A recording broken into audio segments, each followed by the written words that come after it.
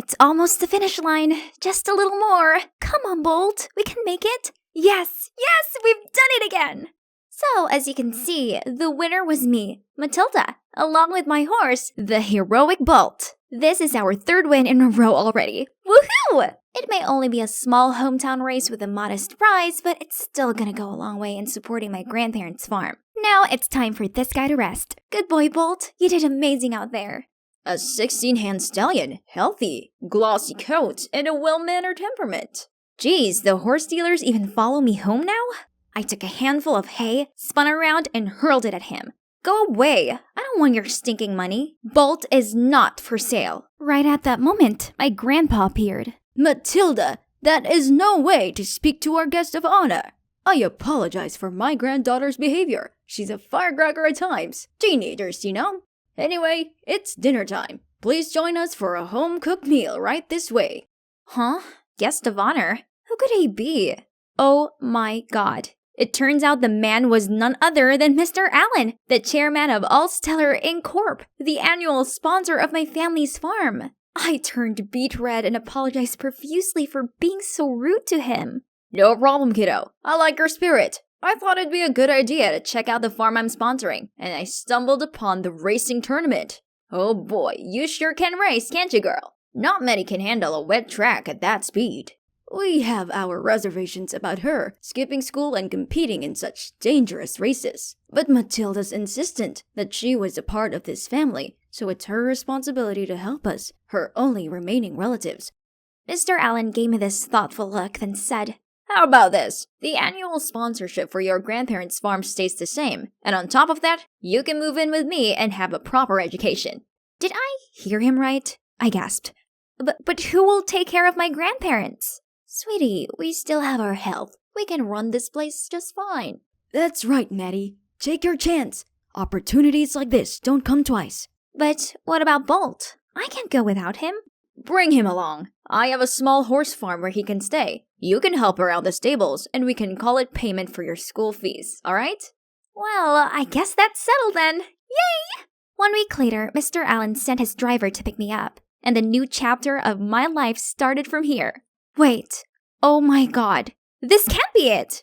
Mr. Allen said it was a small horse farm, but this place, it's enormous. As soon as I stepped out of the car, a girl my age rushed over and hugged me. Matilda, you're finally here! I'm your new sister, Judy. I greeted her back with the widest smile. She seemed so sweet.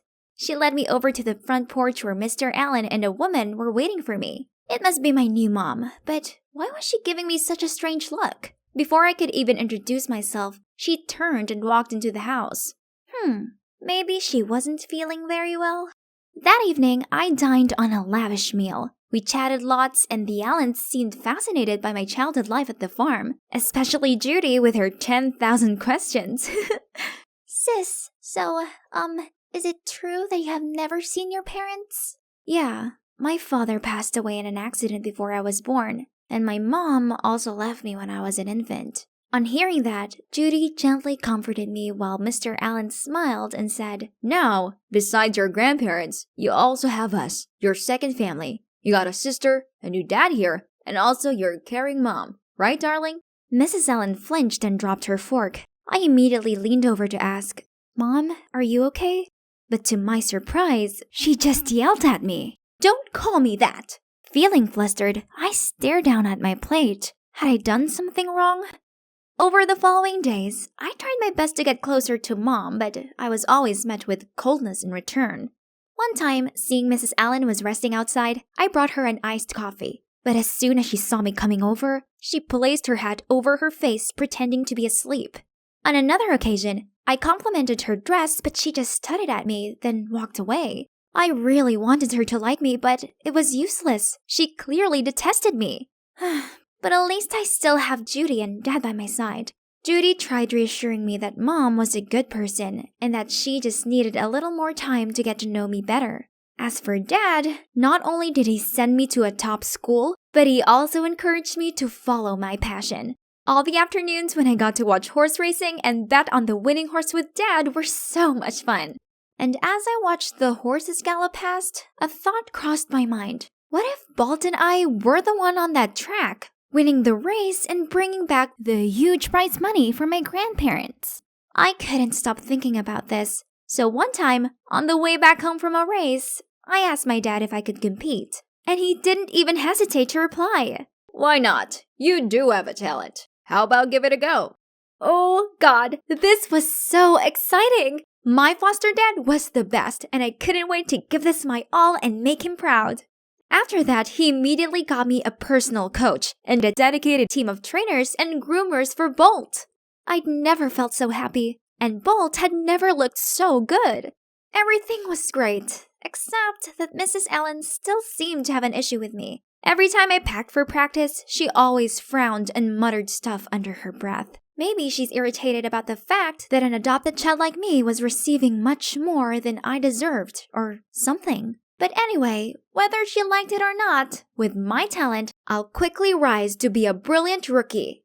One morning after practice, Judy came up to me and said, "Matilda, can you teach me how to ride a horse?" It might be a little scary for a first-timer. Are you sure you want to try?" "Yes, please. If I know how to ride, I can spend more time with Dad just like you do." I looked at her angelic, hopeful face. How could I say no? So I helped her onto Bolt and taught her how to hold the reins and do a few commands. It went smoothly at first, but suddenly Mrs. Allen came out of nowhere and shouted, "What are you doing? Judy, come down right now." Startled, Judy misjudged her movements and tumbled off Bolt. As we both rushed over to check on her, Mrs. Allen pushed me aside, which caused me to fall onto my butt. "Do you know how important legs are to a ballet dancer? Are you intent on ruining her future?" Before I could reply, she shouted, "What an incompetent kid! Get out of my sight!" Ugh, it was just a few scratches and bruises. Why was she so serious about it? And incompetent? Huh, fine. I'd show her what an incompetent kid can do. From then on, I got my head in the game and continuously won several small and medium prizes. I sent most of my winnings to help out my grandparents and kept the rest to treat Judy and myself to something nice. One day after dinner, Dad called me into his office and told me that the two biggest races of the year, the Grand Shields and the Royal Silverford, were coming up in 2 weeks, and he'd already signed me and Bolt up for them. But the two races were only 1 week apart. That would be too much for Bolt, cause the latest race seemed to wear him out. I mentioned this to Dad, but he was adamant that Bolt would be able to manage it.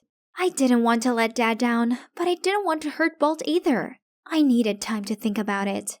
As I left the room, I gave a petrified jump. There, in front of me, was a stone-faced Mrs. Allen. She grabbed my arm and yanked me into another room. "You can't compete in the races. These are different from your usual amateur events. You're not good enough, and you'll only embarrass our family." Were you eavesdropping on my conversation with Dad? Listen, you're not my mother, so you can't tell me what to do. I will surely join it. Then I stormed out of there. Early in the morning of the first race, I was going to the stables to check on Bolt when I caught two of Mrs. Allen's servants sneaking out of there. What were they doing here? I went to investigate and... This is not Bolt! What has Mrs. Allen done to my horse? Right at that moment, Mr. Allen walked in with the vet. I told him what I'd just seen and he muttered out, "That woman dares to get in my way, huh? I'll make sure she'll pay for it this time." Then he turned to me and said, "Leave it to me. I'll find Bolt. Go get some rest and prepare yourself for the race." I'd never seen him this stern before, so I just nodded in concern. Despite all the drama, I still managed to bring home the Grand Shields Championship title. It's amazing, right? However, I couldn't fully enjoy the victory as one thing was still lingering on my mind. Mrs. Allen has been absent for the last 4 days. Could it be that Dad has done something to her? Hey, Judy, did Mrs. Allen say she was going somewhere? Dad told me that Mom's been so stressed lately, so he arranged for her to go to Aunt Anna's villa to rest. Oh, it seemed like what Dad said at that time was just an expression of anger. At least I had one less thing to worry about. You see, my main concern at the moment is Bolt, as his health has clearly deteriorated since the previous race. The vet says he's doing fine, but through Bolt's heavy breathing, I know something isn't right. A week passed by and the day of the second tournament finally arrived. While the vet was checking on Bolt before the race, Dad suddenly pulled me outside. We must win today's match. I expect a lot from you. I had a bad feeling about this somehow, but I still nodded and assured him that I would do my best. The race was about to begin. Everything's in check. I'm ready for it. But wait, why does Judy look so flustered? Maddie, Mom was not on a trip. The storage room. Dad locked her there because she found out what he was up to. He's doping Bolt. What is she talking about? Could it be that the vet who came in earlier was drugging Bolt then? But no way. If there's anyone wanting to harm me and Bolt, it's Mrs. Allen, not Dad. Listen, Mom only swapped Bolt the other time to protect you. Before I could shape what happened, I saw a burly man covering Judy's mouth and pulling her away. Then a voice whispered in my ear. Only one game left. Just keep your mouth shut and do it properly. If you lose, I can make things very uncomfortable for you and your grandparents. Got it? Now get on the horse. A chill ran down my spine. I felt like I was gonna vomit. How could the caring, kind man I called Dad turn out to be such a fraud? The signal of the match rang out. Ugh, what should I do? I couldn't let that wicked man get what he wanted. So I closed my eyes and stayed put. What do you think you're playing at? Run! Run now! Mr. Allen went crazy and rushed over to me. But right at that moment, the organizer appeared and asked me to take Bolt for a health check. They led Bolt away and brought me and Mr. Allen to the office, where I was shocked to see a frantic-faced Mrs. Allen cuddling Judy. It turns out that Judy had freed her mom from the room Mr. Allen had locked her in. Then she'd come straight here and handed the organizers incriminating paperwork of her husband's corrupt doings. Mr. Allen glared at me and shouted, I had to raise you without any benefits just because of her. Now it's your turn to pay me back. Then he immediately charged at me. But Mrs. Allen quickly covered for me and pushed him away. And one of the race organizers restrained him. Don't you dare harm my daughter. Huh? Daughter? Mrs. Allen looked at me with tear-soaked eyes. Sweetie, please give me a chance to explain. I fidgeted the coffee cup in my hand and stared at the ground while Mrs. Allen told me her side of the story. Turns out she really is my biological mom. Could you believe that? After my dad passed away, in her vulnerable state, she fell for Mr. Allen's forced charm and fake words. But he soon showed his real face and heartlessly separated me and my mom after they married. That's why she could only secretly send money to our farm under Mr. Allen's name. Mom also recognized me from the beginning, but she didn't say anything as she knew that Mr. Allen adopted me just to get Bolt, a horse that could help him win some shady bettings. If I knew the truth and rebelled against him, he would harm me. I'm so sorry for all these years, especially these past few months. It has been extremely hard for me, having to treat my dear daughter so badly. But that was the only way to push you away from him, from this rotten house. I didn't want you to be in danger, just like how your real dad was when he worked for him. Please forgive me, Matilda. Tears kept rolling down my cheeks. Turned out I always had a mother protecting me. Mom pulled me in for a tight hug. Mom! I hugged my mother tightly. I really love and miss you. Please forgive me. I looked up to her and smiled. Of course, yes. I'm more than happy to have you back in my life, Mom. And the best sister I could ever wish for, too. Ugh, who's calling at this hour? Orla, your sister is having a wedding this weekend. Make arrangements to attend. My sister Rowan is having a what now? She had never had a date, and she's only 19. Are you still listening, Orla? Surely you have a boyfriend by now, so bring him along. Boyfriend? Yeah, right. As if I haven't been absolutely caught up with school lately. No matter what I did, in Mom's eyes, I was always the idle one, who partied around with boys, while Rowan was obedient and hard-working. Ugh! You see, my parents divorced ages ago, so I live with my father in Atlanta, and my mom and sister Rowan live in the suburbs of Denver with my grandma. It's been a long time since I've met her, so I wouldn't mind paying a visit on this occasion. Only, where am I meant to find a guy at this short notice? My dear hometown, it's been a hot minute. Oh, there's Paul. Sorry I kept you waiting. Let's go, gorgeous. let me introduce my boyfriend, a local college boy that I found on the internet. Even though we're on business terms, look at him. Handsome, gallant, and polite. I hit the jackpot. As we pulled up at the house, I saw my grandma waiting outside with a casual-looking guy. Oh, he must be my future brother-in-law. I happily ran over to hug Grandma. "Rowan, you're back. Mata has been waiting for you. My, look at our match made in heaven." Is she confusing me with Rowan? I was about to correct her when suddenly the guy pulled me close and said, "We are indeed a charming couple, aren't we, honey?" Excuse me? Where is he putting his hand on? And is his eyesight just as bad as Grandma's to think I was Rowan? Just then, Rowan stepped forward, but strangely, she just smiled at us, then linked arms with Paul. "And this is my boyfriend, Grandma. Do you think we look great together?" What's wrong with everyone? Had I been zapped into some parallel universe or something? Suddenly, Rowan dragged me across the garden. Then she told me how Grandma had been diagnosed with Alzheimer's, which had progressed so quickly recently, meaning sometimes she forgets.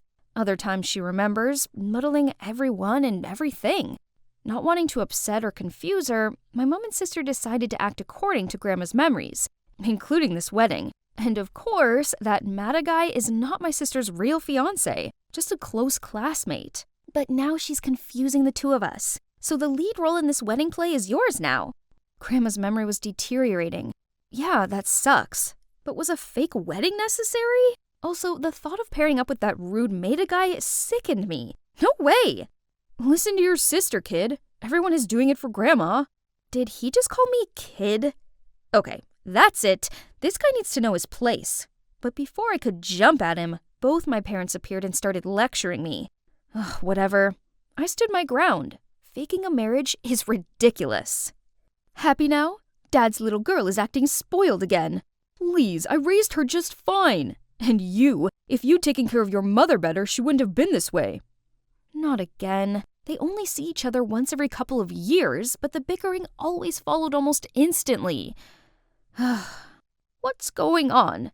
You two have never been at odds. What's wrong? At the sight of Grandma, Mom and Dad suddenly took a 180. A moment ago they were screaming each other's heads off, but now they're being all smiley, lovey-dovey. How ridiculous. But did Grandma really not remember that my parents were divorced? Her condition seemed to be as bad as they said. This meant I had no choice but to go along with their plan to make her happy. However, I was no professional actor. Constantly improvising according to Grandma's memories was not easy, especially when I was stuck with the annoying Mata for a scene partner. My mind was too full of thoughts to sleep properly, so I got up extra early and went for a stroll in the garden. Out of nowhere, Mata ran to me and grabbed my hand. "Did you sleep well last night, Bae?" Huh? Who's he acting for? In this empty garden? Or is this just an excuse to touch me? I forced my hand away from his, but then he had the audacity to whisper in my ear. "Shush, Grandma's watching us from upstairs." Ugh, what a creep. Meanwhile, Rowan said she wanted to please Grandma, but actually, she wasn't even a little bit cooperative.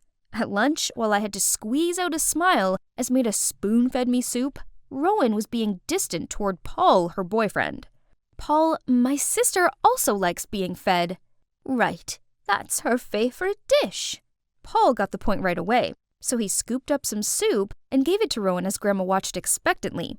But for some reason, my sister seemed irritated, shoved his hand away, and said she's allergic to it, which was some total nonsense. Grandma was obviously discontent hearing that, then stood up to leave the table first. "What's the matter with you, Rowan? You didn't have to look so annoyed in front of Grandma. Why can't you just work with Paul?" "That's how Rowan's always been. She's shy and couldn't open up easily to strange guys as you can." What did she mean by that? Before I could reply, Dad came to my defense. "How can you say that? Isn't Orla trying her best to play her part and not make Grandma suspect a thing?" "Oh, so you two are doing great, and we're just ruining everything?" There they go again. Usually Rowan and I would just stand there and watch, because only our Grandma can stop their fights. And this time was no exception. As soon as they saw Grandma, my parents immediately turned around and held each other's hands. Mata was just as quick when he grabbed my arm as well as Grandma's, and then invited us for a walk. "Hey, who are you?" Why are you being so friendly to us? Oh dear. It was only a few seconds ago and her memory of him had already vanished. I immediately said Maida and I went to the same college and he was visiting me. I thought that was it, but no. Speaking of college, she immediately asked why we were home when we should be at school. The whole family froze at her reaction. My parents carefully mentioned the wedding to see if she remembered anything, but she snapped. How can you talk about marriage when my 2 grandchildren are still of school age? Have you two lost your mind? So, the next morning, I had to go to the university with Rowan. But the cherry on top was riding this tiny pink bicycle together per Grandma's order.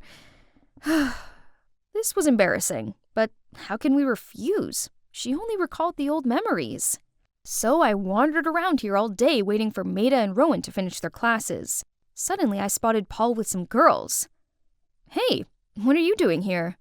Oh, Orla, I'm just giving directions to these freshmen. Actually, I'm waiting to pick up your sister. Wow, Paul seems to have a real crush on Rowan. I have to help my timid as a hare sister seize the opportunity.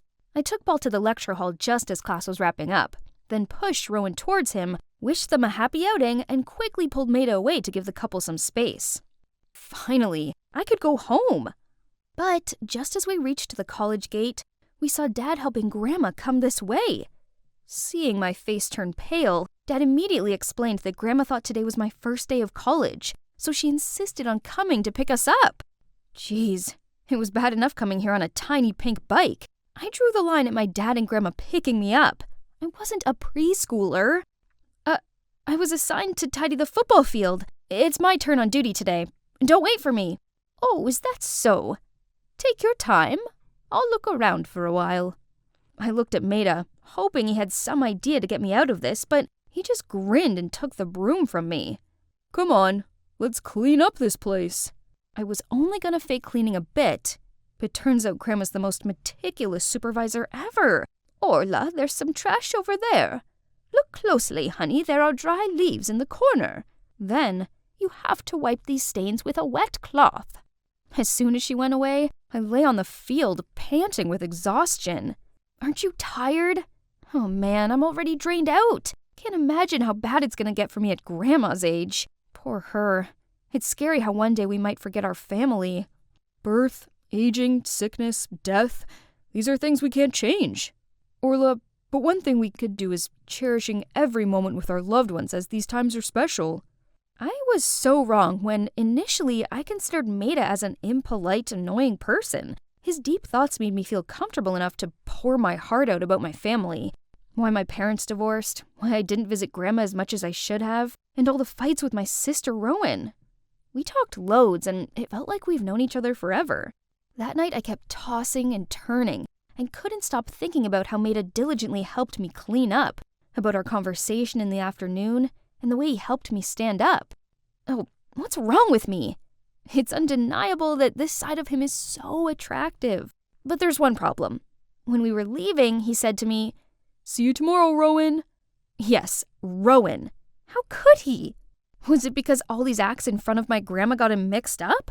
Or is it because she's always on his mind? Never mind. It's none of my business. The next day I was sick of strolling around the campus, so I went to class with Rowan and Maida. Rowan's right. They seemed really close. During the lesson, both of them listened attentively to the lecturer, then turned to discuss with each other. Maida also patiently explained the part Rowan didn't understand to her. Hey, what are we gonna have for lunch? What's good in the canteen? You will take this course next year too, so focus. And then they got back to their discussion, as if I was invisible. Ugh, how frustrating. Hey, are you jealous? Don't be, we're just friends. Why did she say that? Jealous? That's absurd. Still sulking? How about we go to the cinema tonight? I'll help you too. And here we are. As planned, I would sit next to Maida while Rowan would be with Paul. Sounds good. But when Rowan was about to settle next to Paul, Maida immediately took that seat. So he didn't want to sit next to me, or he didn't want Rowan to be with Paul? Either way, he obviously didn't have feelings for me. As soon as the movie ended, I rushed out of there, just to catch some familiar sight of Grandma and Dad again. She started nagging and insisted on escorting me home. Why are you still out here at this hour, Rowan? There was a lot to prepare for the wedding. Now the wedding's back on? Oh dear, you two. A groom-to-be shouldn't be playing around like this. Paul? Why don't you pair me with Maida like before, Grandma? After all, we were back to our former partners. I'm with Paul and Maida with Rowan. Well, it's just a fake wedding, so it doesn't matter who I was marrying to, right? But what was this uneasy feeling? And then, it's like Grandma had telepathy to hear my wish. Right before the ceremony started, her memory suddenly reset. What are you doing sitting here? It's time! Get up there! She dragged Maida to the altar and told the best man, Paul, to step aside. Oh, how cute. And everything after that was like a dream. I walked down the aisle. Maida gently looked at me and sincerely made the vow. His acting was flawless, while I was buzzing with nerves. Sensing this, he gently held my hands to calm me down. I do. The crowd burst into applause, and among them I spotted Grandma's joyful face. Despite the exciting moment, I didn't let myself forget another important mission, which was helping my big sister to get a boyfriend. So I threw the bouquet to Rowan and winked at Paul. But weirdly, she didn't seem happy about this. That evening, after all the guests left, I went to look for Maida. To be honest, I really wanted to know if he felt the same as me. Here he was, but why did he look so agitated? I was about to call him when out of the blue he bolted to punch Paul repeatedly. You jerk, stay away from Rowan, got it? What's going on? They're fighting because of Rowan? So Maida really was pretending at the ceremony? He liked Rowan, not me. Didn't you say you're just friends with Maida? What's all this? Friends don't get jealous when someone else is flirting with you. Orla, it's not what you think. Knew it. She thought she could fool me again. I turned around and was about to chase after Paul to check on him, but someone's hand grabbed mine. It was Maida. Paul is not as kind as you think he is. Turned out the reason why Rowan was awkward around Paul was because he always tried to touch her. Not to mention girls on social media were calling him out for taking advantage of them and cheating on them. Both Maida and Rowan knew it all, but they tried to put up with it through the wedding. However, he kept crossing the line, so today Maida decided to teach him a lesson. So how I acted at the movies that day and just now was to protect my friend, not because I'm jealous. I didn't know he did so much for my family. Orla, how come you're here? Isn't it still the school year? And also, your parents are so weird. When did they make up with each other? Oh, she called me by my name. She even questioned who Maida was. Her memory seems to be perfectly back. Thinking our grandma had recovered, Rowan quickly called our parents. We were over the moon thinking a miracle had happened. But then, the doctor crushed our newfound joy, saying it was a phenomenon called terminal lucidity, meaning our grandma didn't have much time left. None of us wanted to believe it, but there was nothing else we could do but make the most out of the precious little time we had left with her. I also decided to put college on hold to live with Grandma during her last days. Each morning, we would go for a walk together as I listened to her stories of the old days, and then share with her some of my fondest memories. Mom and Dad still bicker and then make up. Some things never change. But Rowan and I are getting along much better. Turns out we have more in common than we realized. And Maida, he still comes over to visit Grandma. Then one day, Maida was saying goodbye to me when Grandma suddenly shouted out loud, "Where do you think you're going? Still got loads to prepare. You think the wedding is a joke or something?" Wedding again? We froze and looked at each other till Grandma yelled at us a second time. But this round, maybe Maida and I wouldn't need to act anymore. Because when I asked him if he was ready to take a vow again, he replied, "Of course, Orla. I'm always ready to say those words to you every day." Finally, my spectacular Sweet 16th is here. I spent months deliberating over every tiny detail of this perfect butterfly-themed party. Better yet, all the VIPs from the fashion industry were invited. Pretty impressive, huh? By the way, I'm Charlotte Stone, a fashion influencer with over 500,000 followers on Instagram. One day, I'm going to become an iconic designer just like Tory Burch. This party was my big chance to get noticed by all of these big shots. But wait, Ava? What on earth is she doing? Don't you realize how important it is to sort out garbage? It's not all junk. Like, this one is very valuable. Oh my gosh! Ugh! And now she was replacing the guest napkin with some biodegradable tissue. Suddenly, she's startled and rushed to an incoming guest. Your scarf! Is that real mink fur? You ruthless monster! Oh no, that was Trixie Maxflower, the famous drag queen, who's now strutting off in anger thanks to my sister's outburst. Ava was ruining everything with her hippie ways, and all of my guests were leaving. No, it's all ruined, and it's all her fault. Ugh. This wasn't the first time Ava had pulled things like this. She called herself an eco-activist and constantly brought rubbish home to remake into things, argued with anyone who didn't sort their waste properly, and forced everyone she knew to join climate change protests. The worst part was, I was always dragged into those dumb campaigns. It's super embarrassing being called the trash girl's little sis. Lonnie, where are you going? Wait up! Hey, trash girl, why don't you recycle this into skating shoes, huh? Next thing I knew, a gross banana peel landed smack bang in my face. Lottie, are you okay? No! My party was going perfectly until you barged in with your lunatic eco-anxiety. I wish you'd left my party, not them. Actually, I wish I didn't have a tree-hugging, trash-loving sister at all. Then I pushed Ava aside and stormed off. She'd gone too far this time. But maybe what I said was a bit much. The next morning, I woke up to see a birthday gift from Ava on my bedside table. It was this cute bracelet, made from recycled plastic, of course. It made me smile and reminded me of all the time she'd taken care of me. I went to her room to thank her for her gift, but she wasn't there. Then I spotted a letter on her bed. Mom, Dad, Charlotte, I'm going away to live by my beliefs and values without affecting you all. Don't look for me. Oh no! Don't tell me that it's all because of what I said yesterday. She knew I didn't mean it, right? I'm sure she'll calm down and come back soon. But then 1 week passed, then a month, and now it's been almost 2 years and my sister still hasn't returned home.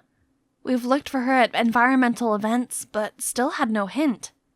Until one day, I stumbled upon a YouTuber who talked about discovering an eco-friendly island run by a community of environmentalists. That sounds like Ava's style. Wait a minute, I've seen this before. This island looked just like the one from the picture hanging in Ava's room. There it is! That must be the island's coordinates! I gotta go find my sister!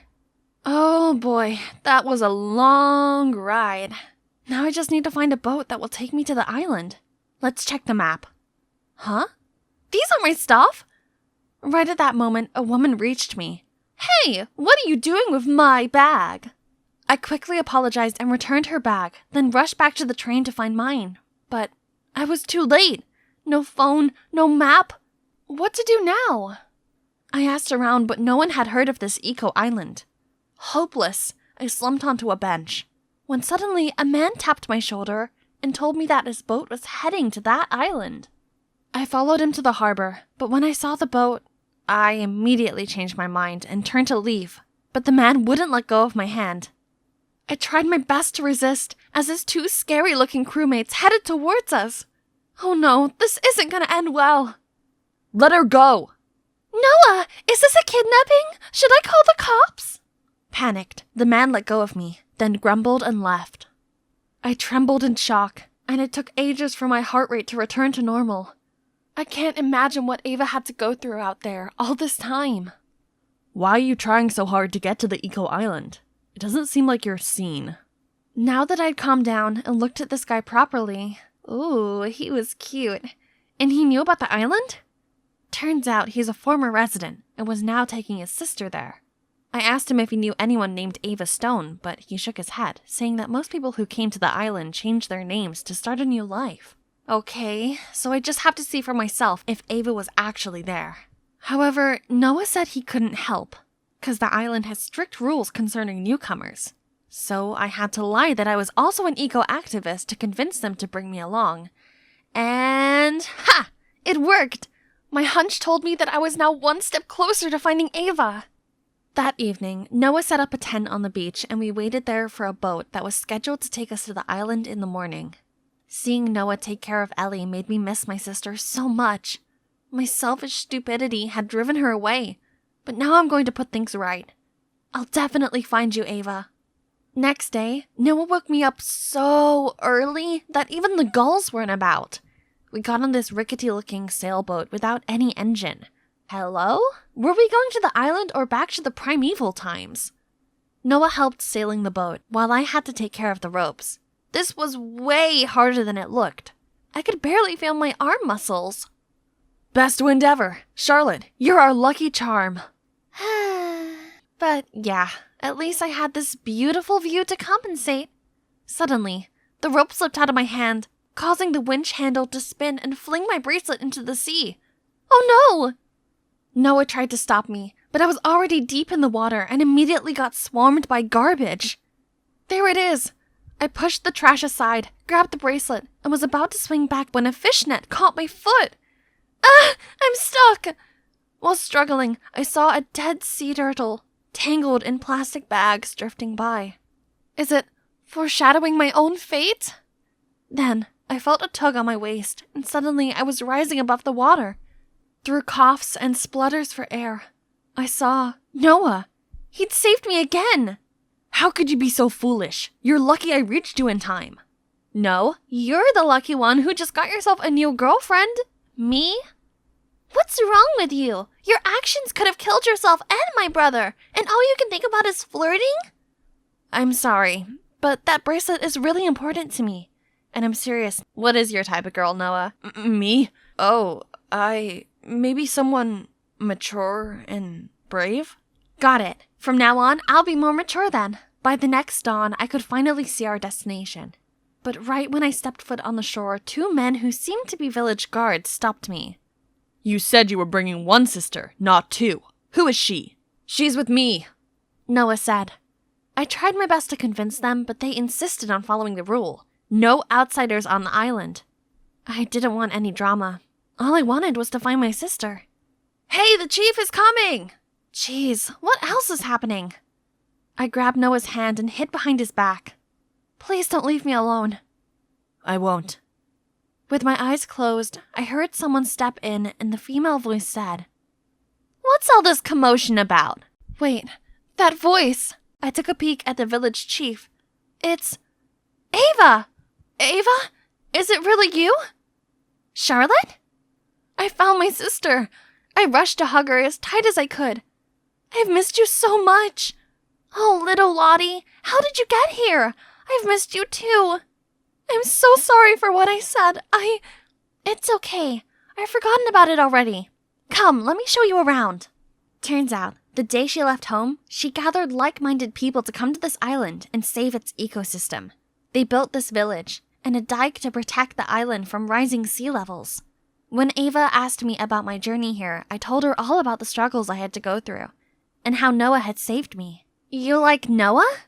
I guess so, but what's wrong with that? I mean, you always hated my eco lifestyle, but Noah and you do know we share the same mindset, right? That's true. They had many things in common, while I was living in another world to them. It's okay. I've changed a lot since the last time you saw me, Ava. I was wondering if I could, stay here for a while. Ava agreed! Yay! Now I will have some more time to persuade my sister to go home and to win my man's heart. So, as the newest member of the village, the next day I started helping everyone with their tasks, like collecting coconuts, making DIY stuff, and planting corals. I even made use of my fashion sense and came up with stylish designs that were also environmentally friendly. Although Noah was too busy to see my creations, other villagers were very excited about them and often visited my workshop to try on new clothes. Hey, Sunshine, these designs are top-notch. You're like a tailor goddess. That's Sam, my coworker at the workshop. He seems odd, but he's actually a genius who could create technological devices out of scrapped materials. Each day he gave me a different kind of weird gift. This guy was definitely having a crush on me. But even his unicorn bicycle made from seashell couldn't move me, as I only had eyes for Noah. Speaking of Noah, he just walked past my workshop, right on time to show him this new material. I eagerly ran towards him, but stopped as Ava suddenly pulled him toward the hammock, leaned closer, and whispered something in his ear. What? So, when Noah said he preferred mature girls, he meant Ava? But what was my sister thinking? She knew I liked him. After that day, I couldn't concentrate on anything because of those two. Noah started to make excuses to not clean the coral reefs with me. And guess who was behind it all? Ava! Ouch. Great. I accidentally just stepped on the sea urchin. So I was rushed to the medical hut. Ava also came over to ask if I was okay, but I refused to talk to her. Or Noah. The wound swelled up, and I still couldn't walk normally a few days later.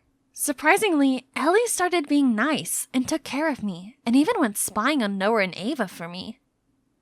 Those two are made for each other. I even saw them secretly kissing a few times. They're the perfect king and queen of this island. Now there is no doubt that they're dating behind my back. How could Ava do this to me? Feeling betrayed, I dragged myself to the workshop. Maybe work can distract me from all this mess in my head. But here I was, stuck with Sam and his cheesy pickup lines. You must be exhausted, 'cause you've been running through my mind all day. Just leave me alone. I stormed out of there, but tripped and fell over. Right then, a hand reached out to help me. It was Ava. Jeez, she's the last person I want to see right now. You don't have to pretend you care about me. You know full well that I like Noah, but you still got with him. Charlotte, what are you talking about? I'm leaving today, and so should everyone in this village. This place is for cowards who ignore the real eco problems that are happening in the outside world. There, I'd let it all off my chest. But unexpectedly, the villagers came out of the bushes, holding decorations and a birthday cake with my name on it. They were throwing a surprise party for me. Oh no, I didn't mean to. Disheartened by my words, they all left. I guess you saw me with the chief when we were planning your birthday surprise. There was nothing going on between us. I thought you'd grown up, Charlotte. But I was wrong then. God, the guilt I felt right now was killing me. Frustrated and ashamed, I knew I couldn't stay here any longer. I waited until everyone was asleep to sneak to the beach and set sail on a small boat into the stormy night. But I couldn't make it far before a giant wave engulfed me and the boat. This is the end, I guess. But when I opened my eyes, Noah's face appeared in front of me. Did you just save me again? No, the chief did. But where is she? Noah didn't say anything, but just looked glumly out to sea. Wait, this is not happening. My sister can't be out there, right? No. How can I live knowing that my sister drowned because of me? Are you crying for your missing shoe? I turned around to see Ava, alive and well. Ava, thank God! I giddily jumped towards her, but ouch, I forgot that my leg was still hurt. I'm so sorry for how stupid and selfish I was. Don't be foolish next time. Nothing's going on between me and Noah. He's all yours. I looked at Noah and we both turned tomato red. The next day, Ava gathered everyone around so I could publicly apologize to them. I was ready for the villagers to throw coconut shells at me, but instead they admitted that my words were partly true. This lifestyle needs to be promoted to the world, since everyone deserves to live in a clean and healthy environment that requires a joint effort. Then they all agreed that the perfect person to influence the young generation about this matter was me. Wow, I didn't expect that, but yes, I'm willing to carry out this meaningful mission. And Noah volunteered to leave the island and go inspire the outside world with me. Only then, Ellie apologized to me and confessed she'd made up the stories about Ava and Noah just to make me give up on flirting with her brother. I thought you'd only cause him trouble, but now I know he likes you a lot. So promise that you'll make life easy for him? I'll try my best, kid. Promise. It's been 5 years since we left the island, and I fulfilled my dream of becoming a famous fashion designer. But most importantly, I was able to make fashion eco-friendly. Pretty cool, right? When the fashion show ended, I went on stage and the crowd went wild with applause. My creative inspiration comes from my dear sister Ava, who's shown me how vital a clean environment is to each and every one of us. I also want to thank Noah, my incredible boyfriend, for his unconditional love and support. Thank you. Thank you, everyone. As I finished the speech, Noah came on stage with this huge bouquet, while Ava and the villagers showered me with hugs and praise. I guess one trip to an eco-island could change your entire life, right?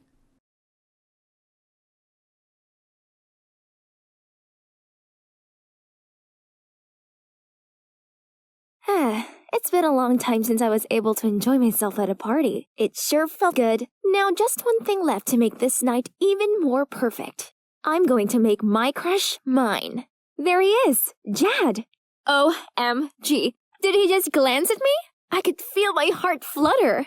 As I immersed myself in a world with only Jad and me, the face of Harry the Metal Mouth suddenly popped up from nowhere. It's time for bed, mommy's little princess. What on earth was he saying? And why was everyone running toward the window like that?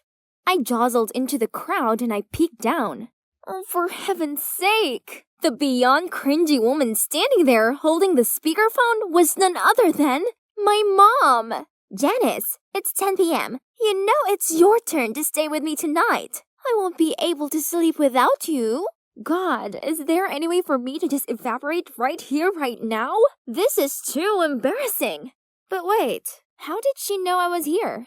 I immediately looked over at Christine. It must be her again. Everyone knew she had a huge crush on Jad too, and would do anything to get him. She's definitely the snitch. It's so frustrating.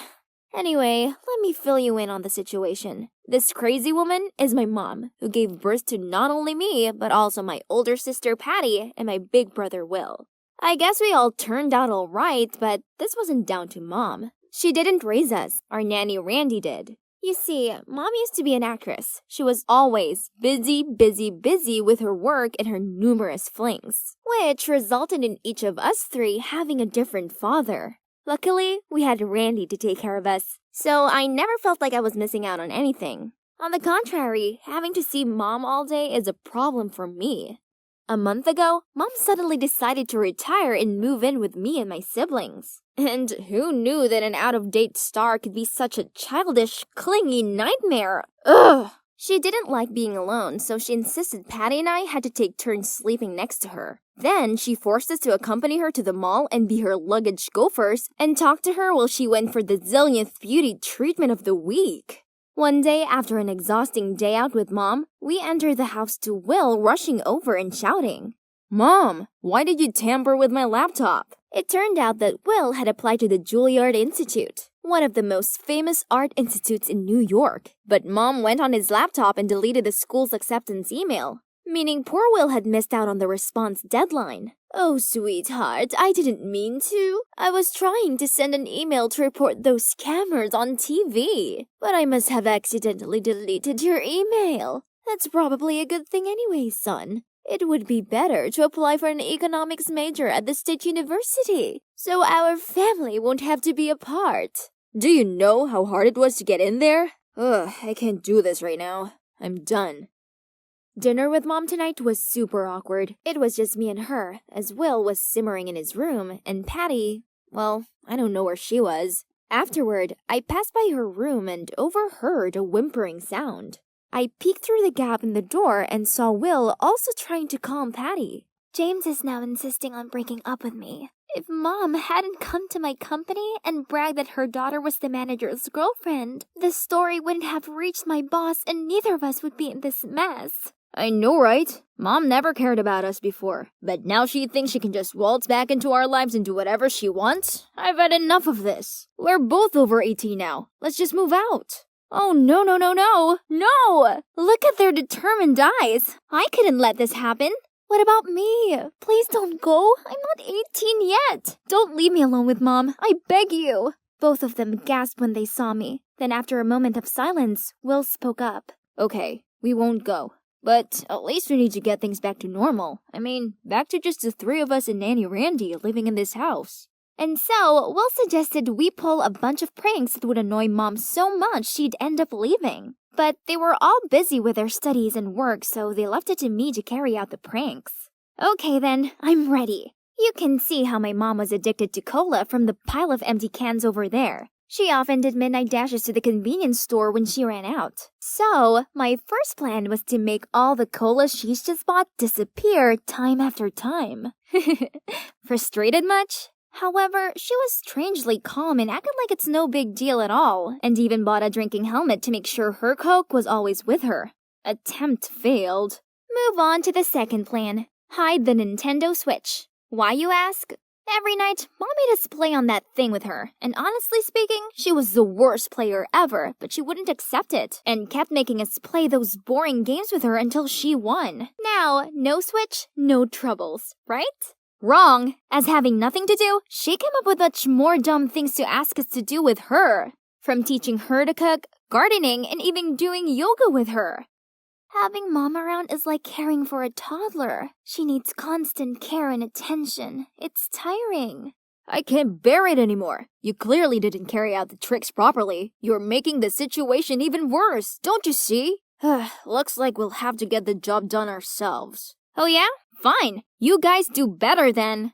And so they carried on by using Mom's ultimate fear of spiders. She's terrified of them. Even the teeny tiny ones were enough to cause her to climb onto a chair in fright until one of us removed it. So, Patty asked me to buy fake spiders online. Then she hid them all over our house. But this time, without panicking, she even picked it up and tossed it in our direction, which freaked us out instead. So, Will decided it was his turn to take some action. He planned that one evening I would distract Randy, and in the meantime, Will would throw a feast at home, then swiftly drag all his friends out, leaving a huge mess for Mom. Despite never lifting a finger on cleaning, Mom is actually a clean person, so it would definitely drive her crazy. But nope, once again, it didn't go as planned when Will and Patty came home to find Randy there, helping Mom clean up the whole mess. Of course, I was the one who got the blame. Again. Janice, you told us you were able to get Randy away from the house for a day, didn't you? I did ask her to take me to Dad's, but midway there, she realized she forgot her phone and insisted on going back. Oh, stop with all the excuses. You're so useless and always do things by halves. The spider trick must have also failed because you bought some cheap ones that look too obviously fake. Yeah, perhaps you've been bought off by Mom, aren't you? Spill it. Ugh, are they seriously accusing me of betrayal right now? Enough! If you're that good, then do it all yourself. I stormed off without any extra words to them. The next morning, while watching Netflix, I heard Patty and Will arguing. It turned out Patty let her boyfriend use her car and he forgot to come pick her up to work. So she's trying to borrow Will's bike so she wouldn't be late for a meeting. But Will wouldn't let her because he had an important dance workshop to attend. Don't your dumb class just always repeat the same wriggle moves? Take the bus instead. You won't die if you're a little late. It's not my fault your gold-digging boyfriend forgot to pick you up in your own freaking car. You should have broken up with a jerk like him ages ago. They continued quarreling for a while until I saw Will launch his way down from upstairs shouting. Fine, just take it. Has anyone ever been able to stop you from anything, bossy Patty? And he headed straight outside to his bike, then came back after a bit, probably to get some air to calm down. Ugh, would these two give it a rest? How were we meant to figure out a way to win against Mom when they couldn't even go a day without bickering? Right then, Mom walked in and told me she was going to bake the cake Patty had shown her how to do yesterday. Oops, but I forgot to buy eggs. I wonder if Will needs to use the bike today. I'll borrow it just for a bit. Ha! Great! If Mom took the bike, then both of my annoying siblings would have to stop squabbling about it, right? Yes, Mom, take it. Will said he was gonna take the bus today. It'll be faster to cycle to the grocery store anyway. Then Mom hopped on the bike and shakily rode off. After a while, Will and Patty went out to the yard, and of course, the bike was no longer there. After I told them that Mom had already taken the bike, Will stopped dead. Because the truth was that he had purposely broken the brake so that Patty wouldn't take it. Patty tried calling Mom, but she didn't pick up.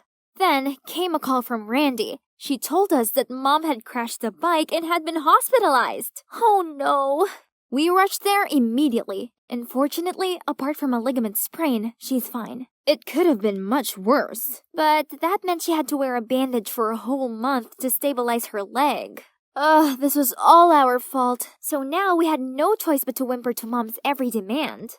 Mom insisted I spoon-feed her all of her meals. When I mentioned that there was nothing wrong with her hands, she told me that the trauma to her leg had affected her entire body. She made Patty light loads of candles, play soothing melodies, and rearrange her bedroom furniture so she had a relaxing space to heal. And she got Will to download her old movies for her and feed her popcorn while she watched them on repeat. Of course, we were really worried about her and hoped she'd recover as soon as possible, but honestly, her ridiculous demands were going too far. Then, one day, she insisted we go to a picnic, as sitting inside all day was making her depressed. So, we did exactly just that. Then, while we were walking on a slope, I dropped my bag and bent down to pick it up. Oops, I forgot to lock the wheelchair's wheels! I gasped as I saw Mom whiz down the hill. But immediately, she hopped out of the chair and landed on her feet perfectly fine. Will and Patty stared in confusion at Mom's cascade-like performance. What about me? Nah, I'm not surprised at all, cause I was the one who set this whole thing up to expose Mom. Nanny Randy has told me everything. I know she has been helping you dodging our tricks, as well as carrying out that fake bike accident. Please, why do you have to make life so difficult for us? You never even cared about us, did you? As soon as I finished, Mom burst into tears. Then she began to pour her heart out. As it turned out, after her career finished, all the fortune, glory, friends, colleagues, and even men who once said that they'd love her for the rest of their lives, turned their backs on her. She was extremely lonely and needed us, her children, more than ever. Now, I only have 3 of you. In the past, I didn't fulfill my responsibilities as a mother, and I know I let you all down. But now, I realize my mistakes. I only did what I did because I wanted to draw you back close to me. Please, forgive me. Give her a chance, kids. Although your mother's actions were somewhat misjudged, she only did them because she genuinely cares about you. Janice, she worried your partying was causing you to neglect your studies. Well, she didn't want your dancing dreams leading to showbiz nightmares like hers. And Patty, trust your mom, she was right this time. Turns out, Mom once caught James, the manager, aka Patty's boyfriend, secretly dating the receptionist. So she intentionally made a fuss at Patty's office to deter the third wheel. However, what came after didn't go as she expected and led to such a mess. But now, mission complete. We came here to catch Patty's cheating boyfriend red-handed. Or should I say, her ex-boyfriend. And of course, we made sure he paid for a worthy price for his actions. Justice has been served. Now, to relax. Patty and Mom are getting along much better now. They even look more like an endearing couple of sisters than mother and daughter. Will's taking Mom to one of his contemporary dance shows, so she can see how important it is to him. And me? I may be the youngest in the family, but while Will's away, it's my job to make sure Mom has someone to lean on. And I'm glad to take on this role. Maybe having my mom around isn't actually bad after all. Oh God, my Roger. Look at him. Those chiseled features and dreamy eyes. No wonder every girl swooned at the sight of him. And, of course, me, his biggest fan, is no exception. You're probably wondering how I got into the backstage area of a star actor like Roger, right? It's simple. His makeup artist is Hannah, and she just so happens to be my big sister. Of course, I had to beg her for days to let me tag along. That's why I have to embrace every second of being this close to my celebrity crush. Hey, are you taking pictures of me? Oh no, busted. I was stammering, trying to come up with some excuse when to my surprise, Roger lifted my phone and took a selfie. Here you go, baby girl. Next time, just ask. Oh my, there's no denying that Roger is boyfriend material. The girls from my class will definitely be turning green once they know this. Oh, you want some orange juice? No problem, Roger. Just call me your own personal genie. Then I rushed around to find some OJ and hurried backstage to give it to him. But too late, his other fangirls had beat me to it. There were enough juices for him to drink all year round now. Sadly, I turned around to leave, but accidentally bumped into someone. Holy moly, it's Roger! He smiled at me and looked down at the cup of fresh orange juice in my hands. May I borrow your OJ? This is my number if you need it. What does this mean? Have I, an ordinary girl, caught the eye of the hottest guy on the planet? Ouch! This is clearly not a dream. For the rest of the evening, I tried composing the perfect message to him. Ugh, why was it so hard? I must have typed and deleted it at least 100 times. Oh no! I just pressed the send button by accident. Before I could remove that message, he already replied. That's it. There's no turning back now. I tried to calm myself down and went with the flow, which then led us to hours of long conversation. And soon, we were talking every day. One day, out of the blue, he said he wanted us to have a private date. Does that mean our relationship has moved on to the next level? Our first date was at this low-key diner with very few customers. I disguised myself just like what Roger told me to and waited for him. But it's been an hour in vain. Did he really stand me up? I glumly got up to leave when a sweaty, out-of-breath Roger appeared. Turns out he struggled to lose his security guards just to come and see me. Aw, it's so sweet that he went to all this effort for a normal girl like me. No need for a fancy restaurant nor extravagant gifts. This diner was already the most romantic, as I had a real gentleman right here. Don't wake me up from this dream ever. Then, before we parted, he gently put a daisy bracelet on my wrist. Dating in secret is pretty exciting, right, babe? Oh boy, this proved that I was no longer just a mere fangirl having a crush on her idol. Yep, we were officially dating in secret. The next day, I arrived at school in the best mood ever. I was singing on the way to class when my friend Alba startled me. Hey, have you watched the new trailer for Roger's upcoming film? It's dope. I booked the ticket for the sneak show already. Pfft, that's nothing. I already got a slot at the movie premiere. Jealous much? Huh, that's the power of a fan club's vice president. And for me, I just had the most romantic dinner date ever with Roger. Oh, of course, that's only what I wish I could say. In fact, I could just smile and then head on to my seat. Keeping this secret is driving me crazy. But I guess dating an idol comes with a price, and I don't mind paying for it my whole life. But okay, on top of all the secrecy, as y'all know, celebrities are always occupied, having no private time left. So we have to come up with inventive ways to get some alone time. Finally, Hannah had left. Let's see, hair, makeup, clothes, everything was perfect. No one seemed around. Now I needed to hurry to Roger's van. Hey Hannah, why are you still here? Wow, look at you, all dressed up, huh? What's the occasion? I just forgot my stuff. See ya. And then I rushed behind the vanity van. Phew, so close. It's a good thing I look a lot like my sister and have picked up some great makeup tips from her, so it's a piece of cake for me to pretend to be Hannah and sneak into the filming site. Let me see if you're my adorable Harper. While praising my excellent disguise, Roger suddenly went silent. Then he turned into a completely different person. His attitude changed. He pushed me away, poured his coffee onto his shoes, and started yelling at me. What on earth are you doing? Do you know how much these cost? Clean them! What just happened?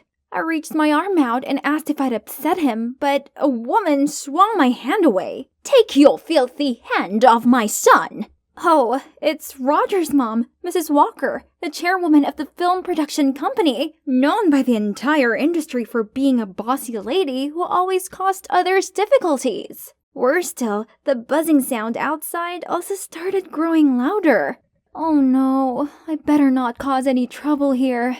So I kept my gaze at the ground and frantically apologized. Suddenly, a hand grabbed my arm and pulled me away. It was Danielle, Roger's manager.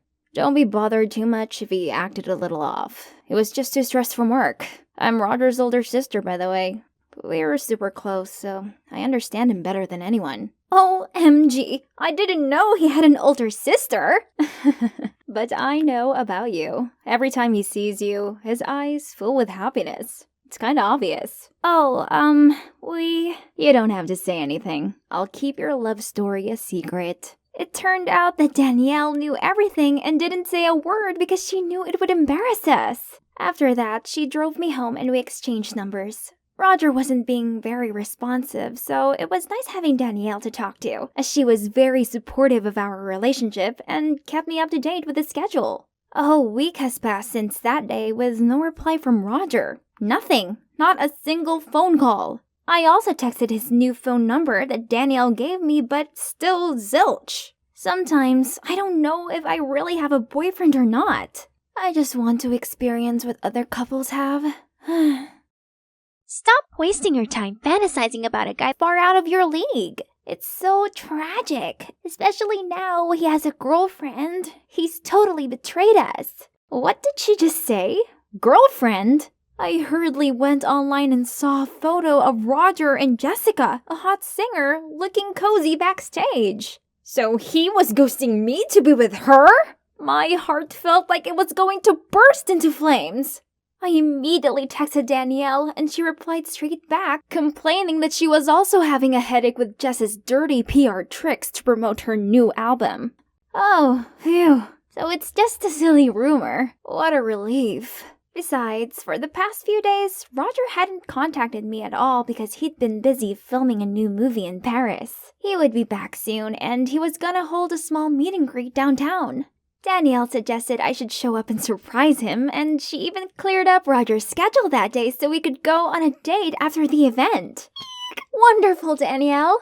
That day, I went to the meet and greet and disguised myself so perfectly that Roger wouldn't recognize me. He would be so surprised to see me here. To be honest, I don't like my man doing all those kinds of air kisses or hugs with fans, but, well, that's his job, and I should be understanding. Besides, I used to fall for these sweet gestures as a fan too.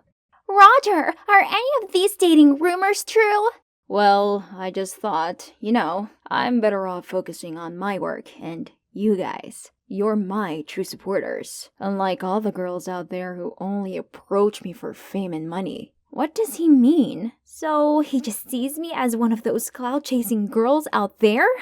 I seemed to be out of breath among the excited howls of his fans, and I couldn't stay here much longer. I was sobbing as I ran outside, thinking about how Roger actually thought of me, of us, all this time. Suddenly, a car stopped in front of me. It was Danielle. I know it's hard being in love with a celebrity, but from a fan's perspective, that's something they want to hear from him. Of course, he can't speak up about his real relationship, but you can. You mean there's nothing wrong with your love, and we have plenty of other ways to express it discreetly, right? What Danielle said got me thinking. Sophie teases me every day for dreaming about dating my idol, but this relationship is real, and I have the right to show off my love, right? So I posted my favorite picture from one of our dates on Instagram as a way to pour my heart out. The next morning, I woke up to see an angry text from Roger. Harper, why did you break our promise? Why did you disclose our relationship? Things are a mess now. Underneath, it was the link to a tweet along with the title, Young actor Roger is suspected of dating someone 10 years his senior. Oh, no. How did they find my photo that quickly? And worse, they must have mistaken the person in the picture to be my sister, Hannah. Well, at least my sister is on vacation, so she hasn't found out about this yet. I must fix this before she comes back, or else she's gonna kill me. I tried to contact both Roger and Danielle, but got no response. What to do? Roger is having a press conference for his new movie. I'll go there and talk to him directly. I used Hannah's pass card to rush backstage in the hope Roger would be there, but wait, there's only Mrs. Walker and her staff. You better clean up this scandal immediately. Don't let it affect the conference. So annoying. That makeup artist must be using some tricks to take advantage of Roger. Now she will know what it's like to have her career ruined. Oh no, I can't let that happen. Please don't do this. It's not Hannah in the picture. It was me, her sister. Roger and I are in love. I never said I loved you, so stop making a fool of yourself. Sorry, Mom. I was just playing around with her because I was bored. Let me handle this. What? I thought he was different. Turns out he's just another jerk who uses fame to flirt with girls. We're over! I shouted, then sprinted out of there. For days after that, more Twitter videos were posted from Roger's alleged staff claiming he was arrogant and rude. It serves him right, I guess. However, I began to wonder about the fact that there weren't a lot of people there at those moments. Who could have been the one taking those videos? Suddenly, a Twitter notification popped up and brought me back to reality. Wait, it's that account, isn't it? The fans were still furious with Roger. Scrolling through the articles about him, I saw a bunch of comments telling everyone to cancel him. They even shared a picture of Roger going to bars and getting drunk the night before his apology press conference. Even though I was mad at him, I couldn't just switch off my feelings. So I took an Uber to the bar to find Roger, but because of my age, the security guard stopped me. As I was trying to find a way to sneak inside, I saw a familiar figure. It was Roger, sitting on the steps of the bar's back door. Hey, you alright? I'll call Danielle to come pick you up. No, please. I'm too tired of having bodyguards and a manager follow me 24/7. I just want to be alone now. Harper, I'm sorry for hurting you all this time. I just want to say it was real. I really do love you. I did what I did because I was so worried that my adoptive mom would harm you if she knew about us. Your adoptive mom? Yeah, I'm not Mrs. Walker's biological son. She recognized my acting talent, so she adopted me when I was 11. Since then, I've been nothing more than a money-making machine to her. He then told me how his pure passion for acting was starting to be worn out by all these pressures of being a celebrity, especially now that he knew someone was behind all the recent scandals. I know who's behind it all, so do show up at the press conference as planned, and I'll take care of the rest. I waited for Roger to finish his apology for all the scandals. Then I went up to address the crowd. All of the rumors are fake. I know this because I'm the girl from the video. And the person who filmed and edited it to make it look bad was his manager, Danielle. I pointed to her, and amidst the gasps, all eyes and cameras shifted to her. What? This is slander. You have no proof. Then I held up my phone and played a video recording of Sophie admitting that Danielle was giving her the videos to upload on the internet. Actually, on the presentation day, Sophie accidentally revealed her secret Twitter account, which was none other than @CancelRoger, the one of the so-called staff. So I confronted her right away and told her that she could be sued for defaming others. When I first heard the rumor about Roger having a girlfriend, I was blinded by jealousy, so I listened to Danielle. Given that she's his manager, how could I not believe that those videos were true? As his fan club vice president, I had my members' best interests at heart, so please, don't sue me. Fine, it was me. So what? I need to show Mom that Roger is not as special as she thinks she is. I knew Roger liked Harper, so I approached her and used the relationship to ruin his career. Then Mom would finally notice me. Whoa, what a twist, right? So what now? Well, Mrs. Walker and Danielle's true intentions were exposed for all to see. This cleared Roger of all the scandals, and his fans are all back together to support him again. He has a new manager now, and they have no problem with him publicly dating me. Oh, and as for Hannah, arriving back from her trip to discover she'd been dating one of her celebrity clients didn't go down too well with her. But it's not all bad, since she now has loads of bookings after this scandal. So if anything, she has me to thank for being more in demand than ever. Wow, it's been a busy day at the salon. What can I say? It's all thanks to my top-notch hairstyling talent. Ta-da! What did you do to my hair? Platinum blonde is the current trend, ma'am. I asked for brown! How can I go to school looking like this? Ugh, she has no eye for beauty. But, oh no, this dumb machine. At least it's not completely burned.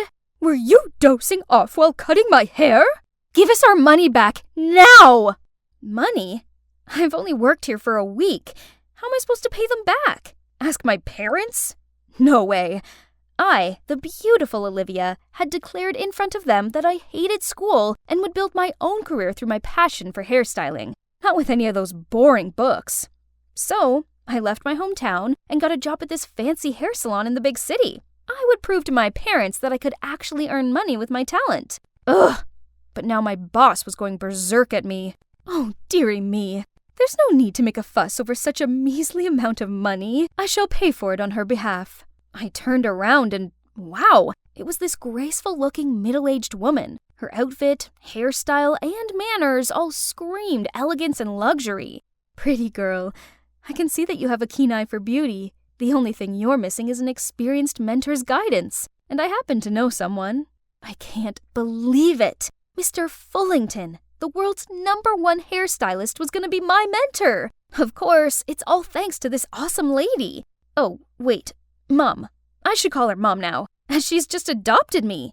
She must have taken a liking to me, seeing how determined I was, pursuing my passion despite all hardship. She and her husband are millionaires who couldn't have children, so, yeah, they decided to take me in. Man, this is the best thing to happen to me ever! Olivia, school isn't the only way to success. With your talent, the road can be much shorter. My foster parents are so kind. Just look at this room. I feel like a princess. Just look at this gigantic bed, satin sheets, and walk-in closet. Better still, they even arranged for a makeup artist and a stylist to spend all day helping me look fabulous. The rich kid's life sure was sweet. I was so immersed in all of it that I almost forgot the main reason why I agreed to do this. The hairstyling course with Mr. Fullington. Mom, Dad, I know that you're both very busy, but I've been waiting so long. Has Mr. Fullington forgot about our appointment? Oh, sweetie, I'm sorry, but he's been sick, so his schedule has all been put off till next month. Don't worry, darling. In the meantime, why don't you try attending some fancy parties on our behalf? It's a good chance to expand your social circle and learn how to make money from all the best. Oh, that sounds pretty good. If I could make lots of money, then my parents would have to take me seriously and stop their stupid go-back-to-school demands. As soon as I arrived at the party, all these new friends gathered around and complimented on how beautiful I looked. The rich guys went crazy for me, too. I instantly became the center of attention. This one guy called Bruce introduced himself as the son of the CEO to the top media corporation in the U.S. Olivia, that exquisite face of yours was made for the big screen. You should play the leading role in our new movie. Oh, acting? I'd never thought about it before. Walking down the red carpet and posing in front of hundreds of cameras did sound appealing. It's worth a try, right? I was still stunned at Bruce's offer when I felt something cool on my finger. Oh my gosh, a sparkly red diamond ring? William, heir to the GeoGems Limited. Pleasure to meet you, Olivia. Please consider this my greeting gift. And this continued all evening until I couldn't hold any more stuff. Flowers from Justin, a jewelry set from Andrew, a perfume collection from Anthony, and this watch from... Geez, I couldn't remember anymore. I was trying to slip away when a handsome guy blocked me. You're stunning, Olivia. Can I see you tomorrow? A date? I didn't even know him. No. What a pity. I'm meeting my old friends at West High tomorrow. Sorry, it's not that I'm picky or anything, but dating can't be that easy, right? Phew, finally home. What an eventful evening. Just then, I got a call from Minnie, my best friend. Minnie told me that some mean girls at school were spreading rumors that I stole money from my parents, then packed up and ran away. Okay then, let them tittle-tattle. Tomorrow, I'll show those meanies who's the real deal. Yay! It's so nice to see Minnie again. We immediately chatted non-stop about all kinds of things. Then suddenly, the hyenas appeared with the same sarcastic tone as usual. Wow, counterfeit goods are so well made these days. You know, your supposedly Birkin bag is extremely rare. There's only 5 of those on Earth, right? Busted! How much do supercar hourly rentals and bodyguards cost nowadays, little Miss Show-Off? Minnie was going to defend me, but I stopped her. No need to waste time arguing with these people. I then grasped Minnie's hand to leave, but look, Olivia! I looked up. There was an airplane flying at very close range, and it was writing something. O-L-I-V... The white smoke actually spelled out my name! I've only seen this in movies. I gasped in shock as the plane landed, and stepping out of the cockpit was the guy at the party last night, Nathan. Turns out he was the youngest pilot in America and wanted to impress me with this grand gesture after being rejected yesterday. Flying in the sky is my passion. And, Olivia, I want to be your personal pilot, taking you wherever you want. Oh my goodness, I don't know what was better. Having a rich, handsome guy going out of his way to impress me, or seeing the astonished looks on my fake friends' faces. Such thrilling days like this should have made me happy, right? But sitting among this mountain of expensive gifts, I couldn't shake this uneasy feeling. Being the center of smitten eyes and receiving countless compliments and gifts was cool and all, but Minnie's words awakened me. Olivia, do you think they really are generous enough to give you all this without asking for anything in return? No, I shouldn't accept these pricey items. I was putting them all back in their boxes to return them when my foster mom walked in. Oh no, darling. Returning gifts is considered very insulting in our society. The world of the rich is so complicated. So I listened to her and dismissed the idea of returning those presents. But I should still return the favor, right?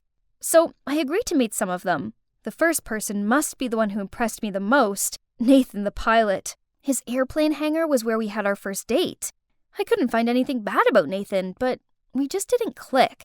He kept on rambling about planes, which model each was, how hard it was for him to get them, blah, blah, blah, while I had no interest in any of this.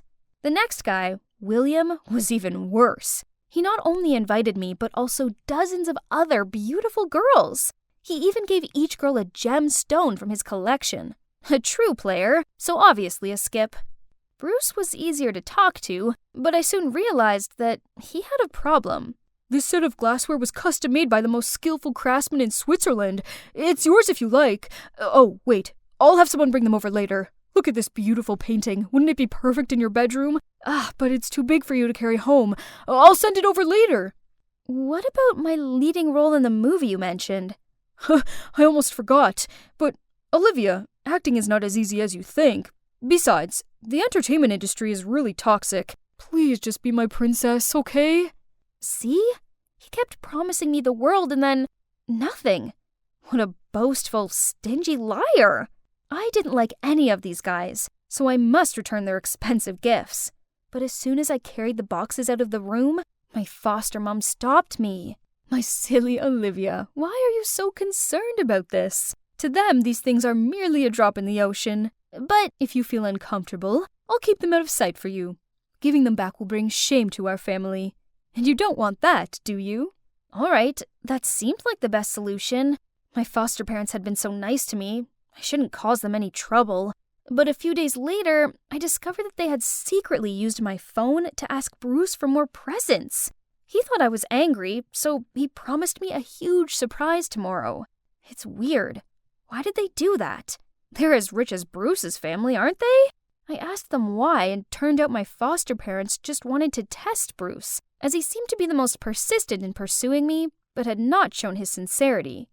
Early next morning, I received a call from Bruce, saying that he'd sent someone over with a luxurious car, and reminded me about our date tonight. Wait, an entire car? That's too much this time. I was about to tell him to keep it when my foster father rushed in, saying that my parents were seriously ill. Oh gosh. I quickly hung up the phone and immediately went back to my hometown. Dear God, please protect my parents.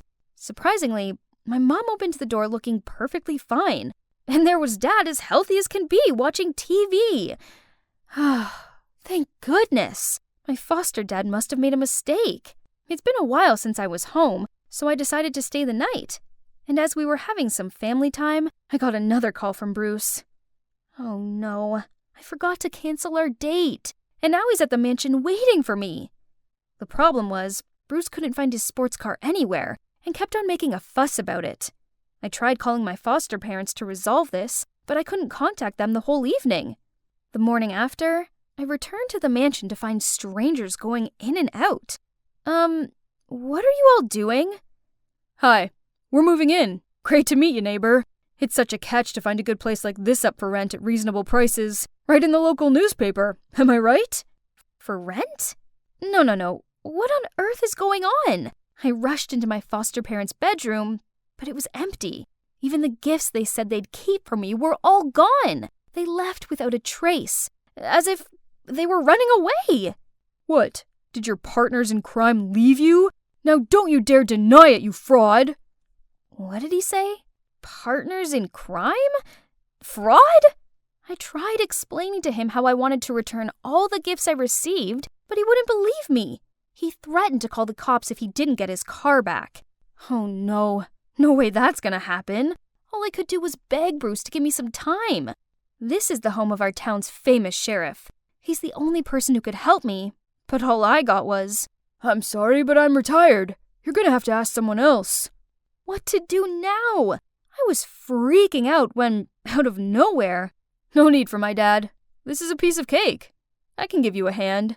I turned around to see a guy leaning on the door with a cold, arrogant look, and his arms crossed. Who is this guy? Can he really help me? We'll see. Wow, Alan really took the risk and invested a lot in this. A sports car, a mansion, expensive trips, and even this huge event. I have to admit, he looks quite handsome being all dressed up. Oh, I forgot to tell you, Alan, yep, the sheriff's son, is playing the rich heir of a big corporation chasing after a beautiful young lady, which is me. However, I didn't expect things would turn out so real. Alan's pursuit of me even made it on the local news. You guys must be curious how someone who's not a millionaire did this. Well, Alan convinced Bruce to fund our plan. He was hesitant at first, but he soon realized that this was the only way to catch the frauds and get his stuff back. So, reluctantly, he agreed. Alan is indeed a genius, and his well-thought-out strategy quickly got the fish hooked. We were making headlines everywhere, and I finally received a text from my so-called foster mom. At first, she was just asking how I was doing, and talked about how busy they were with overseas projects. Until today. "Olivia, how's it going with that mysterious millionaire boyfriend of yours? He seems willing to give you anything. So you will consider him, won't you, darling?" As expected, these money-hungry crooks wouldn't let it slide once they heard millionaire. So I replied to her that my rich man was treating me well and wanted to throw an extravagant feast this weekend to officially announce our relationship. And I hoped my parents could put off their business trip and come join us. Tonight was the night. Gosh, I was so nervous, as my mom didn't reply to that message of mine. Will they show up, or did they sense something was off? While I was super nervous, Alan came to me and held my hand real tight. "Don't worry, Olivia. Everything will work out as planned." My, what is this feeling? It's undeniable that I always feel so safe being with Alan. The party finally began. Alan proposed to me with this rare, precious surrender-by gem on a ring, which is one of the only 3 existing in the whole world. Everyone started buzzing. Alan's acting was so perfect, from his eye contact to the words he said, that I couldn't help but feel butterflies in my stomach. I do. When the party was over and all the guests left, I received a call from my foster mom telling me to go to the back gate. As predicted, they offered to keep the engagement ring for me. Drop the act, frauds!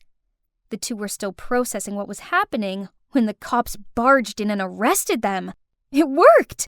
Can't believe I've successfully tricked these notorious scammers.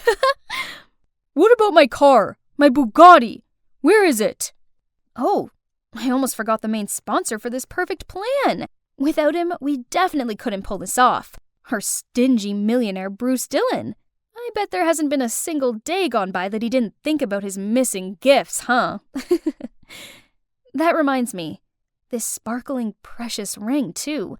I quickly took it off, passed it to Alan, and told him to give it back to Bruce. But the minute the surrender-bite ring left my finger, Alan put on something else. Oh my God. Another ring? "Your role as a millionaire's girlfriend may be over, but will you be a girlfriend to an ordinary guy like me, Olivia?"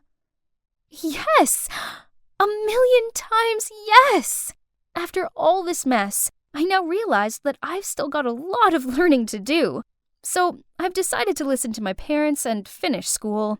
Turns out, if I really paid attention in class, it's actually pretty interesting. And Minnie is still my amazing BFF, who let me have free rein to experiment on her hair. And of course, this cute future detective too. Babe, time to change your hairstyle.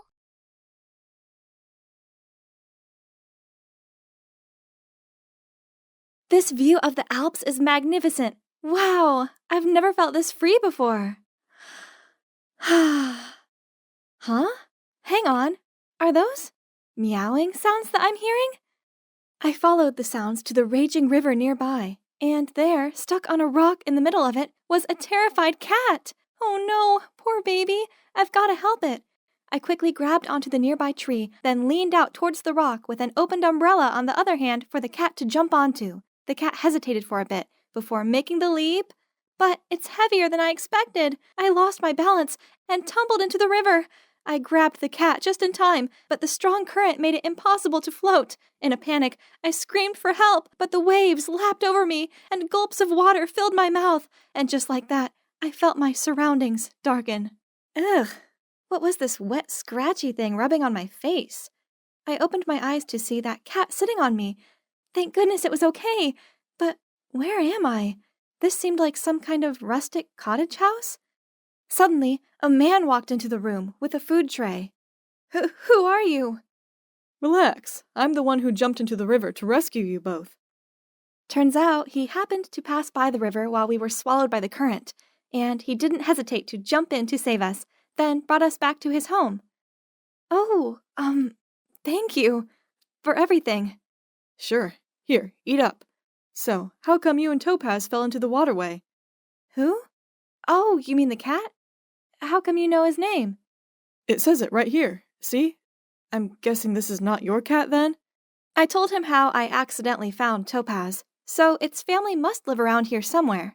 Hearing this, he agreed to help me find Topaz's owner the next day. He even gave me his bed for the night, then walked out saying he'd sleep on the couch. But as a guest, I couldn't let him do that, so I just grabbed the blanket and went to sit next to him. You have a cool tattoo there. Kinda looks like a mini Mars, right? Nah, it's my birthmark. The only thing my parents left me.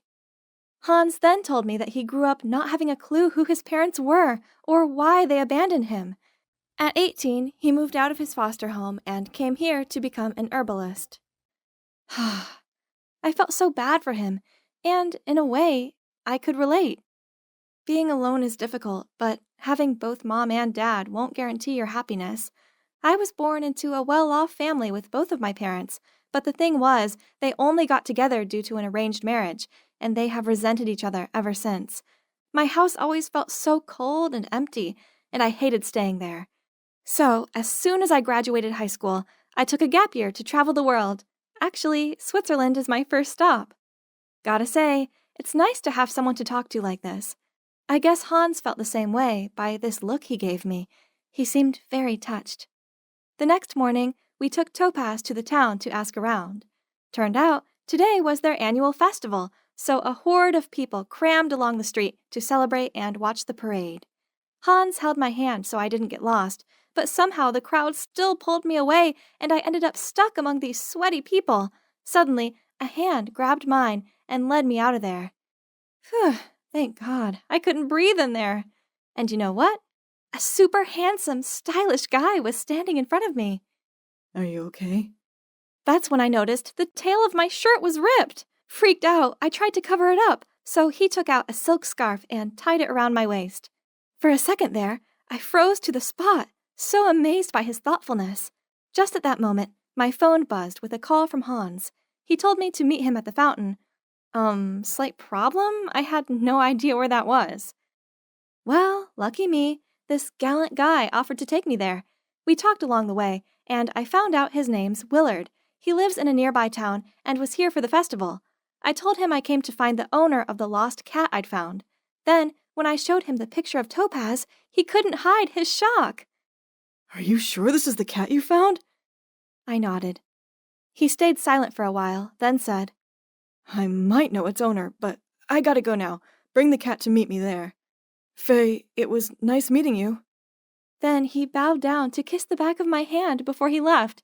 How sweet! I watched as he disappeared into the crowd. Thanks to Topaz, I got the chance to meet him again. Why are you making that funny face?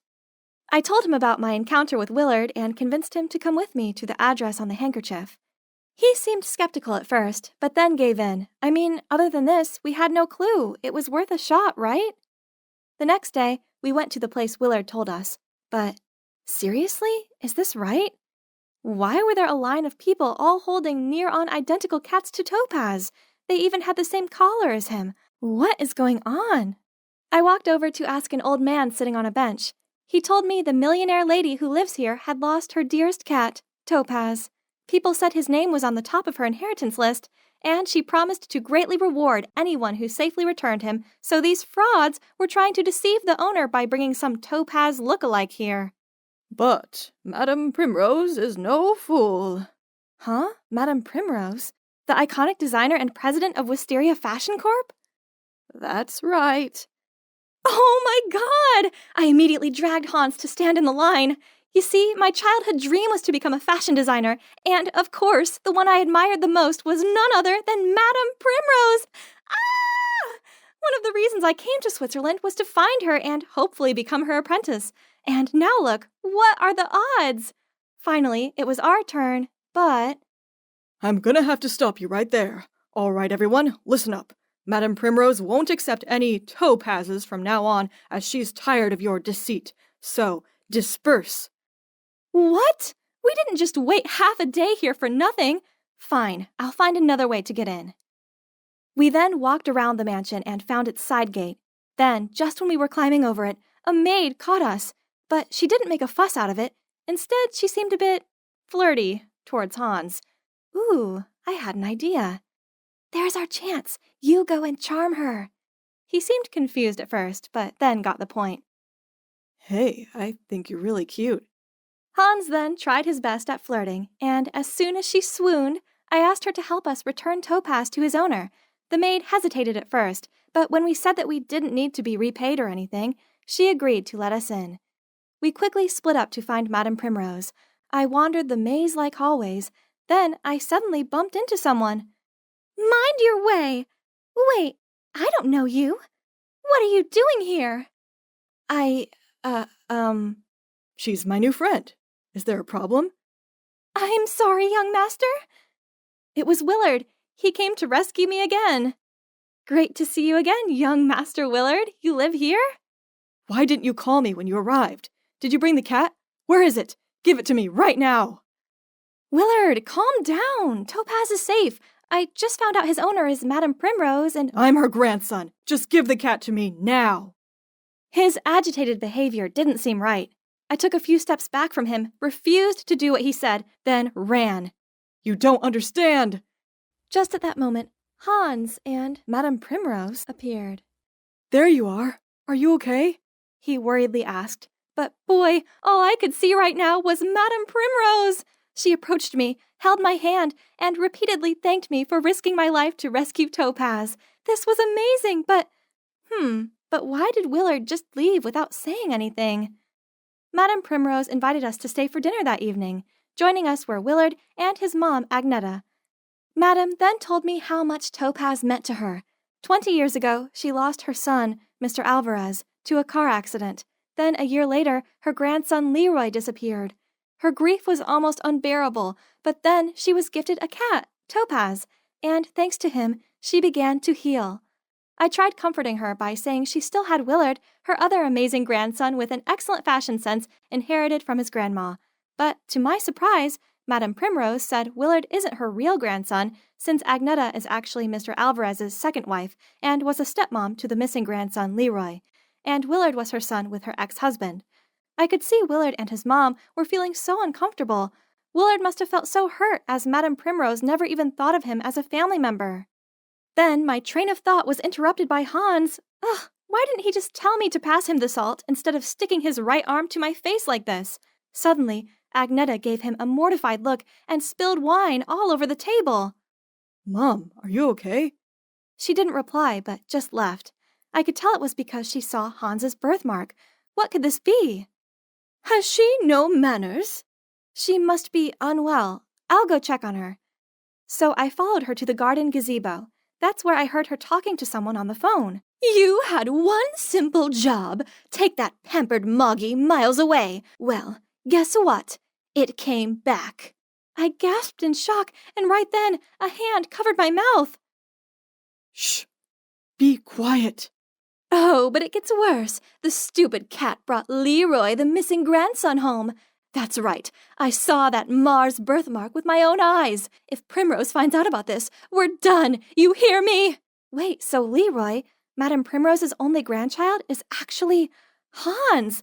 And his stepmom was the one who secretly gave him away in the first place. Even worse, I was hearing this shocking news with her son. Willard, get it together. Do you know anything about her plan? I knew Mom was behind Topaz going missing. That's why I tried to take the cat away earlier, to keep him safe from her. But Leroy too? That was just heartless. What should I do now? She's my mom, after all. I could see his pure and kind soul being tormented, and my heart ached for him. I know it must be hard, but you need to tell Madame Primrose the truth and make things right. That's a way to help your mom redeem herself, okay? He stared at me with those dreamy eyes of his, and I felt my heart turn to mush. But a phone call from Hans interrupted us. He was looking for me, saying we gotta go. Right, I had to tell him the truth. In a cab back to Hans's cottage, I told him everything, and he just burst out laughing, saying, I'm Leroy, the heir of a millionaire? Oh, please. I'm serious. You were brought to the foster home exactly 19 years ago, and you both have this one-of-a-kind birthmark. Okay, so what if I'm really her grandson? I don't even know her, and I'm definitely not rich kid material. You've been lonely your entire life. This is your chance to find the family you've always wanted. Hans was speechless. It seemed I'd hit his weak spot, and he finally agreed. We asked the driver to take us back to the mansion. But no one was awake at that hour except a gardener. He led us to a library deep into the mansion, brought out tea, and told us to wait. Just a few minutes later, Hans started coughing, and his face swelled up. Oh no, he must have been allergic to something in the tea. Panicked, I screamed for help, and the gardener came back and carried Hans to the car. But then a hand muzzled me from behind, and everything went dark. I woke up with my head pounding and unable to move. As I tried to make sense of the situation, I realized I was tied to a chair, mouth taped, surrounded by some rusty, unsanitary medical tools. And on the other side of the room, Hans was unconscious and tied to a patient's bed. Standing next to him was Agneta and the gardener and a guy in a blouse with some kinds of tools in his hand, about to do something to Hans's birthmark. I tried to scream and struggled to break free, but I couldn't move an inch. Right at that moment, Willard barged in. Stop this! Leave right now, or I'll call the cops for your unlicensed business. And Mom, I already know everything, so please, have some remorse. Agneta looked so ashamed of herself. Willard, everything I did it for you. Please understand. You saw how that old hag Primrose treated me. I was so miserable. Then your dad offered to help me. Dad? You mean Tim? How can he be my dad? Don't be such a wimp, son. I've stayed and worked here like a servant just to be close to you. We did all this so you can be the only heir. You deserve that. Now, finish it. I can't, Tim. Get away from my mom, you dirtbag. You never cared about me. You only moved here to manipulate her to do your dirty work. A terrible person like you will never be my dad. Then I'll do it. As he was about to lay hands on Hans, suddenly there was a meowing sound, and Topaz appeared, followed by Madame Primrose. Step away from my grandson. You dared to live under my roof all this time and play foul tricks on my family? Take him away. Luckily, Hans came round, and he had a tearful reunion with his grandma. They finally had the closure they deserved. Hans decided to stay in the mansion with his long-lost family. He's even planted an herbal garden there for treating and healing people, as he always wished. Madame Primrose had finally found peace, as now she had both her beloved grandson and precious cat back. She also thought that maybe she'd been too strict on Agneta, so she decided not to press any charges against her. Agneta had also apologized, but she felt too full of shame to stay and decided to move out of the mansion. Willard followed his mom and helped her start a new life. What about me? Well, I got the thing I've always dreamt of, to be Madame Primrose's apprentice. That's her gift to me for bringing both her cat and her grandson back. And, right now, I'm late for a date with a very special guy. Can you guess who it is?